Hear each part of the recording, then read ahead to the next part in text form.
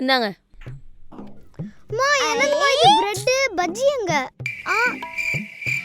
மா தேங்க்ஸ் மா.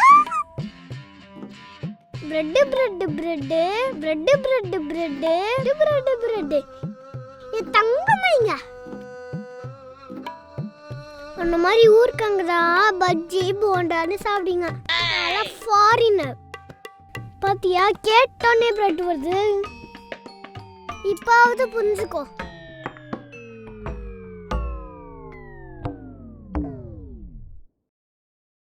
மா என்ன வேலை இருக்கு? அம்மா ஏம்மா பிரெட் கொடுத்தீங்க? நான் பஜ்ஜி தானம்மா கேட்டேன். அப்போ உங்களுக்கு என் மேல பாசமே இல்லையா? அதுல பாசம் எங்கேந்திரி வந்தது? பிரெட் வீட்ல இருக்கு, கேட்டா உடனே கொடுத்தேன். பஜ்ஜி போடுறதுன்னு அவ்வளோ ஈஸியா? மாவு கலக்கணும், வாழைக்காய் வெட்டணும், எண்ணெயில போடணும். சும்மா மனுஷன் நிம்மதியா விடாதீங்க. பாசத்துக்கும் பஜ்ஜிக்கும் என்னடி சம்பந்தம்?